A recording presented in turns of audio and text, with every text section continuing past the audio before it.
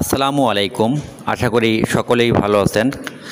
তো আপনারা গ্রামের বাড়িতে সকলেই কম বেশি বাড়ির কাজ করে থাকেন, টুকিটাকি ইট কিনতে হয়, তাহলে ইটের হিসাবের জন্য আপনারা বিড়ম্বনায় পড়েন। তাই আমার এই ছোট্ট ভিডিওটি না টেনে সম্পূর্ণ ভিডিওটি দেখতে থাকুন, তাহলে অবশ্যই আপনারা ইটের হিসেবটা খুব সহজে জানতে পারবেন।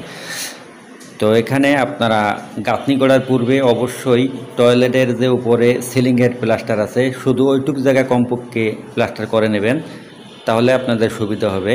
আর যদি গাঁথনি করেন, গাঁথনি করার পরে করলে ফলছাদের উপরে অল্প একটু জায়গা থাকে, ওখানে প্লাস্টার করতে খুবই সমস্যা হয়। তো ভিডিওটি মনোযোগ দিয়ে দেখতে থাকুন। এখন আমরা মূল ভিডিওতে চলে যাব। তো এখানে আপনারা যে জিনিসটা ফলো রাখবেন, এখানে 5 ইঞ্চি গাঁথুনি কত পিস ইটের প্রয়োজন হয়। এখানে 5 ইঞ্চি গাঁথুনি 1 স্কোয়ার জায়গায় 5টি ইটের প্রয়োজন হয়, তাহলে 100 স্কোয়ার জায়গায় কত পিস ইট লাগবে। তো এখানে 5কে গুণন দিতে হবে 100 দ্বারা। তো এখানে দেখতে পাচ্ছেন 5 গুণন 100 সমান সমান 500 ইট লাগবে প্রতি 100 স্কোয়ার 5 ইঞ্চি গাঁথনিতে।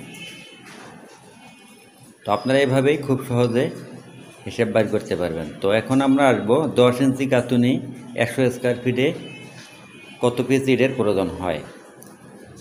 তো এখানে 10 ইঞ্চি গাঁথনি 1 স্কোয়ার ওয়ালে 10টি ইটের প্রয়োজন হয়, তাহলে 100 স্কোয়ার জায়গায় কত পিস ইট লাগবে। এখানে